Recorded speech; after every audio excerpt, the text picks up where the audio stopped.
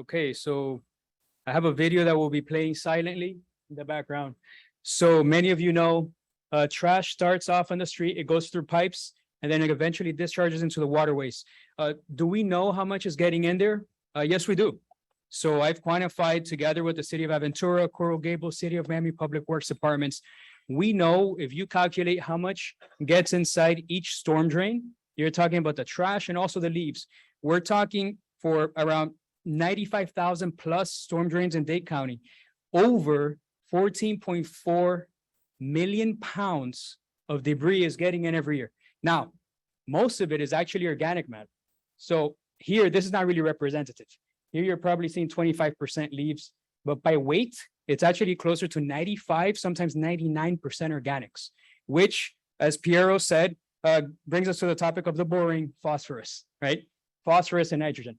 Now, when this sits inside the storm drains, it tends to decompose rather quickly, right? So you have this solid material that decomposes. So SOP Technologies, my company, we provide screens that prevent the trash from getting in. We have QR code storm drain markers so that cities can sweep the streets. This is 6 times less expensive than using vacuum trucks to suction out the same amount of debris. We retrofit to existing infrastructure. And for those QR code drain markers, anybody can scan it and they can upload a photo. Since each one is unique, that will allow your public works department to know exactly where to go, where the problem is. Here are some photos of the city of Miami. Commissioner Russell and the rest of the commission supported implementing 1,000 of these. That was right after the fish kill, but that's 1,000 out of 20-something thousand storm drains only in Miami, right? So we also have these baskets. This is in the city of North Miami, where we recently installed them. The unique aspect here of our product is that it's an upward flow. Here you see the city of Coral Gables actually quantifying with us the amount of trash that's in there, the process that it takes to maintain. Now, the big takeaway here is one of the bigger challenges that I get from public works departments.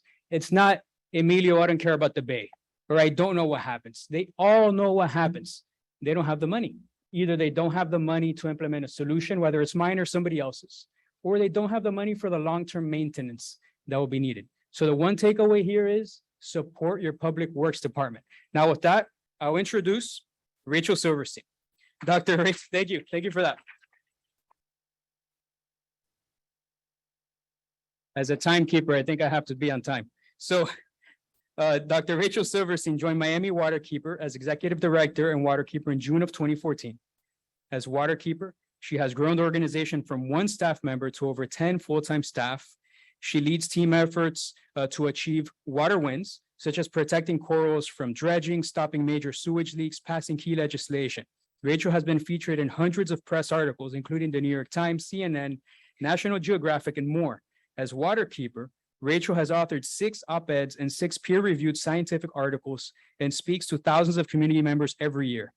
Rachel has been awarded the Miami Herald Visionary Award, the Meister Abbas Center Environmental Stewardship Award, and the Diatom Award for Environmental and Civic Activism by the City of Miami Beach, and was named top 20 environmentalists in South Florida by the New Times. Rachel, thank you. Ansley, is Ansley joining us? Should I introduce? On the next panel. So I won't introduce her yet. Everybody, Rachel.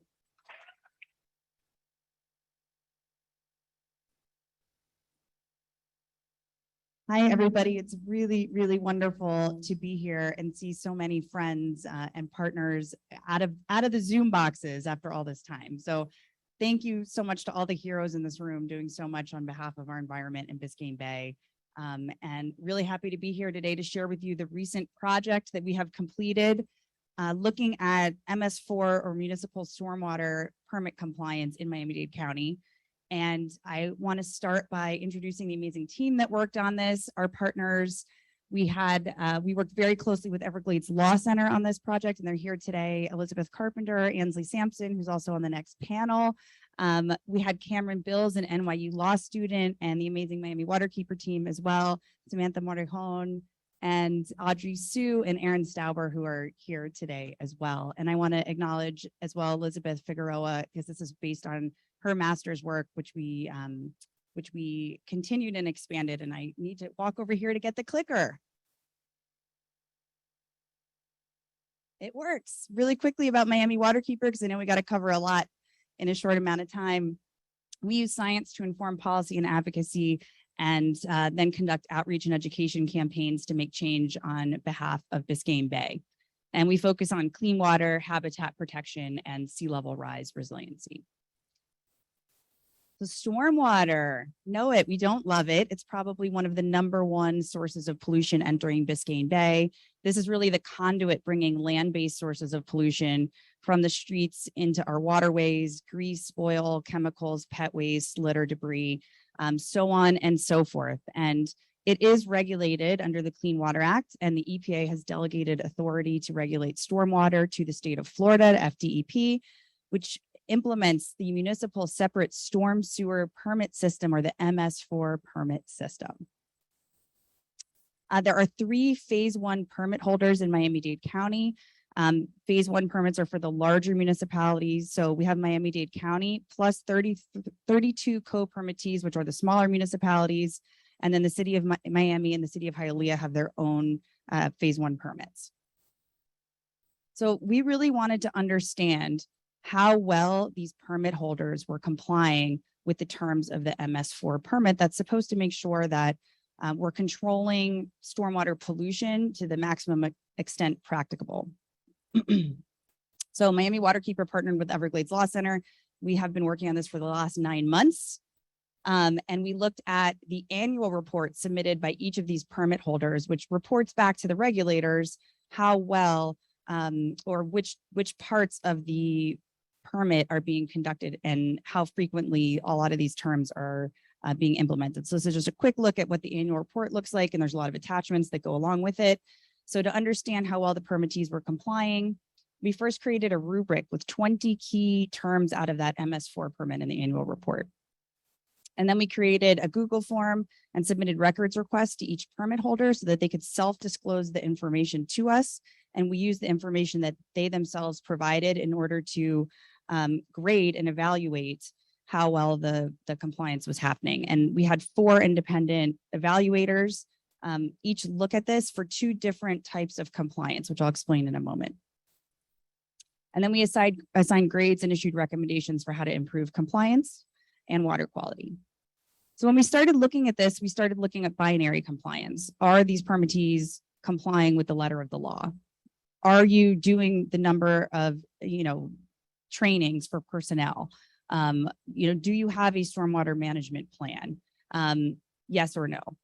But then we realized that there was a wide range of how well these permittees were complying, and that, you may be inspecting structures, but you may not be inspecting all the structures, for example, or you may have a training program, but it's, infrequent, or your outreach is just, 1 pamphlet a year versus having radio and TV ads, for example.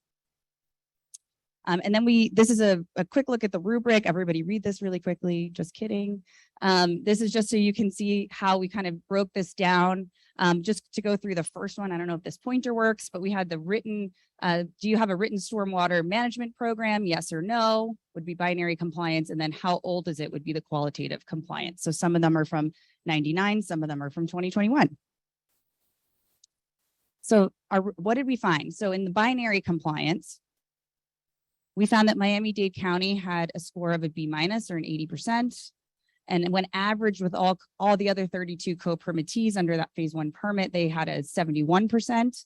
The grades of these co-permittees ranged from a 44% to a 95%.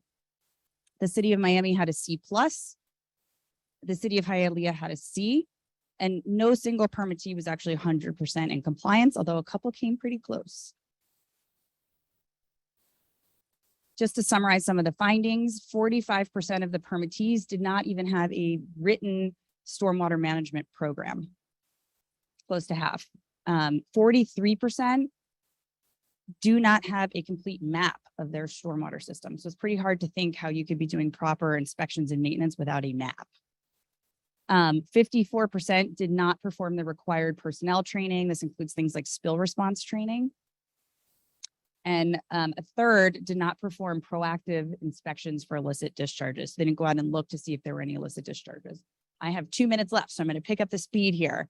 The qualitative evaluation, Miami-Dade County, B- still, average with the co-permittees, it actually drops to a D. So a lot of the co-permittees, they were checking a box, but they weren't really getting into the spirit of the permit and really meeting the terms well.